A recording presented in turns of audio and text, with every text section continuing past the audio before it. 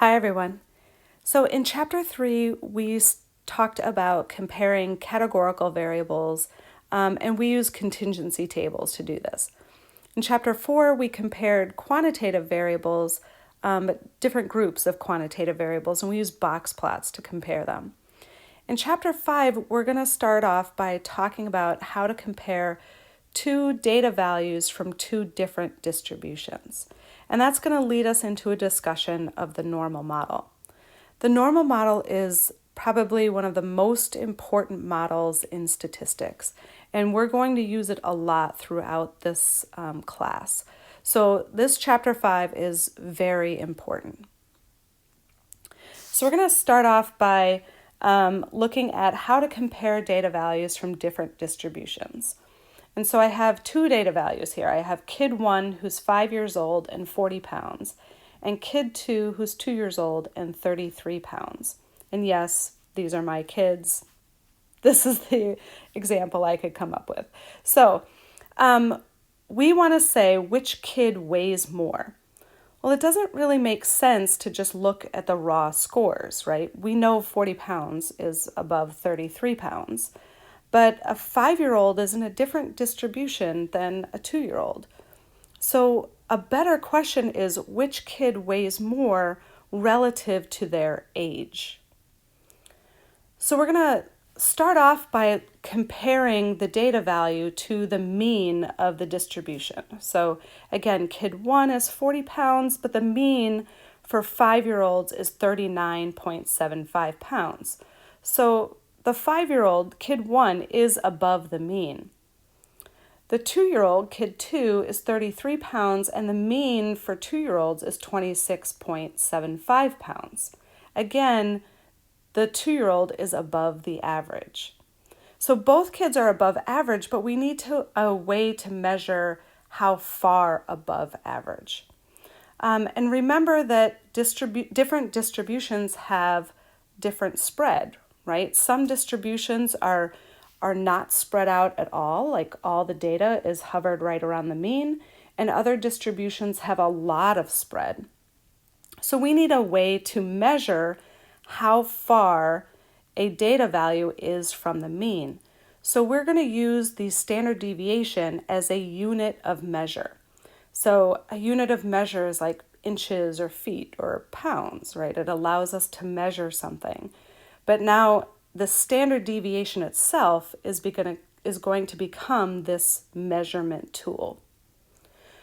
So if I then know that the distribution for 5-year-olds has a standard deviation of 5 pounds, so I'm looking here, then I can add that 5 pounds to the mean. So if I take the mean, which is 39.75, and I add it to 5, I have 44.75 pounds. That would mean that 44.75 is one standard deviation above the mean of 39.75. So we know then that this data value of 40 pounds for a 5-year-old is above the average, but less than one standard deviation above the mean. The standard deviation for 2-year-olds is 3.25 pounds. So again, if I take the mean, which was 26.75, and I add the standard deviation, I will get 30 pounds. That means 30 pounds is one standard deviation above the mean, which means that kid 2 is above the mean and is also above one standard deviation above the mean. So we need something a little bit more precise than this. And this is where we get what's called the Z-score. So this is the way that we calculate how many standard deviations above the mean a data value is. Now, I know you haven't seen the symbol. This is a mu and this is sigma. And we'll talk a bit about these in future slides. So basically what the Z-score does is it takes the data value x, we subtract the mean, and divide by the standard deviation. And this is considered standardizing the data value. And we do this for each separate one. So for kid 1, I would take the data value 40, subtract the mean 39.75, and divide by the standard deviation of 5. And this would give me a z-score of 0.05. This means that kid 1, that data value is 0.05 standard deviations above the mean. Similarly with kid 2, the data value is 33. I subtract the mean, 26.75, and divide by the standard deviation of 3.25, and I have a z-score of 1.92. That means that kid 2 is 1.92 standard deviations above the mean.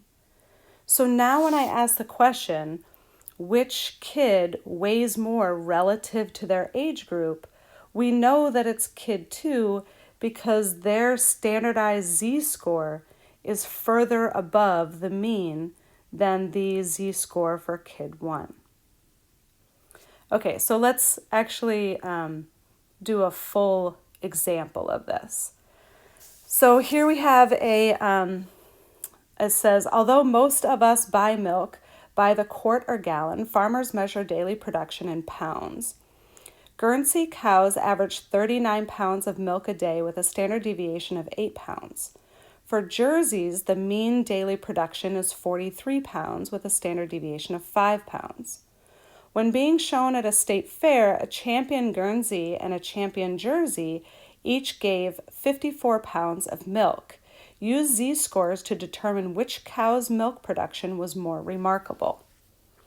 Okay, so let's get all of our information here. So we've got these Guernsey cows.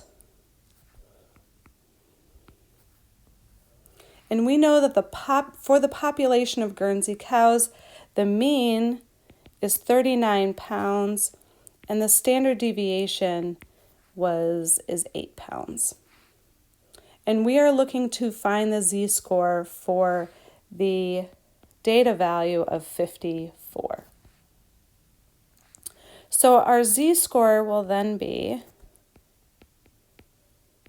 so we're going to take the data value minus the mean divided by the standard deviation. When you're putting this in your calculator, be careful. Some of you might want to put parentheses around this numerator. When you put this in your calculator, you should get 1.875. So that means that this Guernsey cow at the state fair produced milk at 1.875 standard deviations above the mean. The Jersey cows, so for their population, the mean is 43 pounds and the standard deviation is 5 pounds. And we're looking at the same data value, 54, because it says that each gave 54 pounds of milk. So the z-score here is going to be, again, the data value minus the mean divided by the standard deviation. And you will get 2.2, which means that this Jersey cow at the state fair gave enough milk to be 2.2 standard deviations above the mean.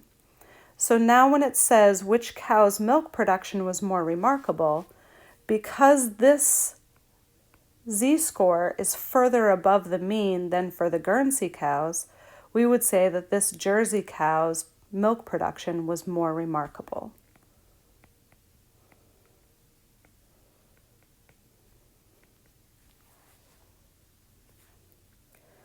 So just a note about z-scores.